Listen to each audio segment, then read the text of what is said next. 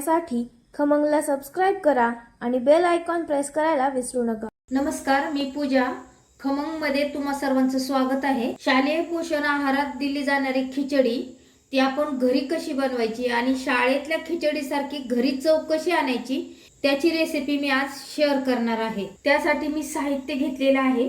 इथे मी 1.5 फुलपात्र तांदूळ घेतलाय। शाळेत मुलांना ज्या तांदळाचं वाटप केलं जातं तो हाच तांदूळ आहे आणि रेशन दुकानावर सुद्धा हाच तांदूळ मिळतो। या तांदळामध्ये आयर्न, B12, झिंक, फोलिक ऍसिडचे प्रमाण जास्त असतं, त्यामुळे या तांदळाचा वापर शालेय पोषण आहारात केलेला आहे। आणि ही खिचडी बनवण्याची प्रत्येक शाळेत वेगवेगळी पद्धत आहे। आता 1.5 फुलपात्र तांदळाला मी इथं पाव वाटी तुरीची डाळ घेतलेली आहे, पाव वाटी मुगाची डाळ घेतलेली आहे, छोटी पाव वाटी मी मसूरची डाळ घेतलेली आहे आणि इथं कडधान्य मी 5 प्रकारचे घेतलेले आहे।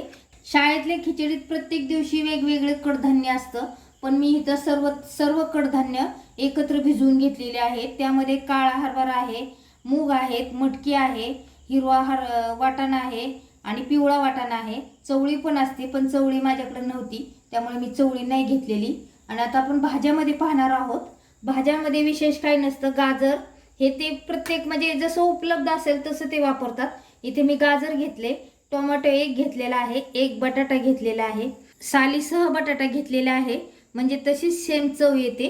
आता आपल्याला फोडणीसाठी लागेल कढीपत्ता लागेल, इथे लसूण फक्त ठेचून घेणार आहोत, 2 हिरव्या मिरच्या घेतलेल्या आहेत मी, मोहरी लागेल, जिरी लागेल, हळद, लाल मिरची पावडर आणि कांदा लसूण मसाला आणि कोथिंबीर हे साहित्य लागेल आपल्याला फोडणीसाठी। आता आपण रेसिपी बनवायला सुरुवात करूया। इथे तांदूळ आणि डाळी स्वच्छ धुवून 30 मिनिट भिजवून घेतलेले आहेत। आता इथे मी पॅन गरम करायला ठेवलेला आहे। तुम्ही शक्यतो पातेल्यामध्येच करा म्हणजे त्याची खरी टेस्ट येते। माझ्याकडे पातेलं नाहीये म्हणून मी या पॅन मध्ये खिचडी बनवत आहे। आता आपण तेल घालून घेऊया, तेल थोडं जास्तच घालायचं। आता इथे तेल गरम झालेले आहे, आपण फोडणी देऊया। प्रथम मोहरी घालूया, आता मोहरी तडतडल्यानंतर आपण जिरे घालूया 1 चमचा, कढीपत्ता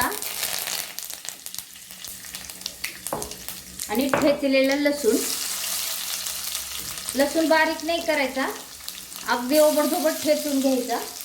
मिरच्या हिरव्या आणि आता आपल्याला बटाटा घालायचा।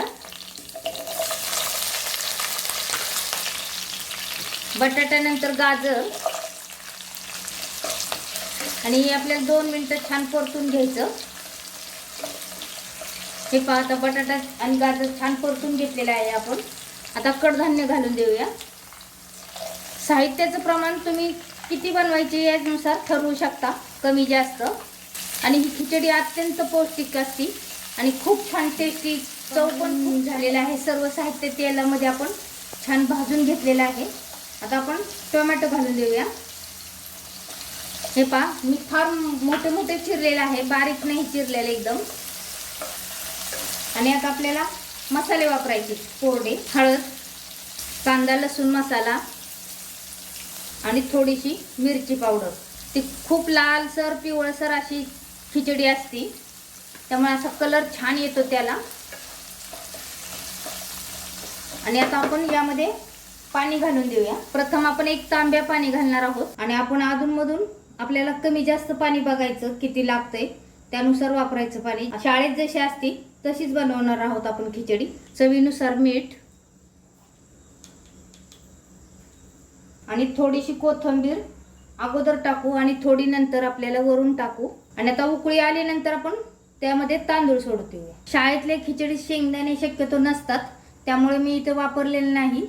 तुम्ही तुमच्या आवडीनुसार शेंगदाणे वापरू शकता। आता आपण झाकण ठेवून उकळी काढून घेऊया पाण्याला। आता उकळी फुटलेली आहे, आपण त्यामध्ये तांदूळ घालून देऊया। छान झणझणीत खिचडी होणार आहे।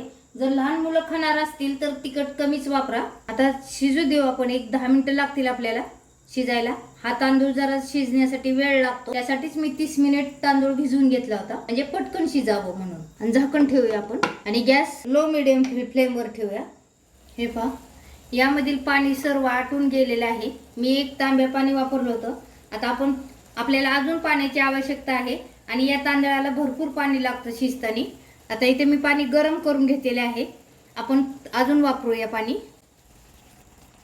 अजून अर्धा तांब्या पाणी मी वापरलेलं आहे आणि आपण परत झाकण ठेवूया. लो टू मीडियम फ्लेमवर अजून एक 5 मिनिट आपण शिजवून घेणार आहोत.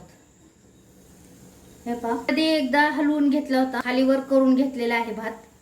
आता आपण परत अजून एकदा खालीवर करून घेऊया आणि भात शिजलाय का पाहूया आपला. हा भात शिजण्यासाठी जास्त वेळ लागतो. कुकरला जर शिजवला तुम्ही तर पटकन शिजतो, तशी टेस्ट येत नाही. हे पहा, छान खमंग स्वाद सुटलेला आहे. आता खिचडी तयार झालेली आहे. वरून कोथिंबीर घालून देऊया आणि गॅस बंद करून सर्व करून घेऊया. वा वा वा, खूप छान परफेक्ट झालेली आहे खिचडी आपली. आता आपण प्लेट मध्ये काढून घेऊया.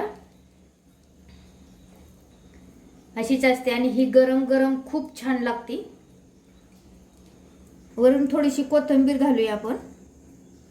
हे पहा, आता आपली शाळेतली खिचडी तयार झालेली आहे. मी थोडीशी खाऊन पाहिली, खूप छान झालेली आहे. एकदम परफेक्ट शाळेतल्यासारखी तयार झालेली आहे खिचडी.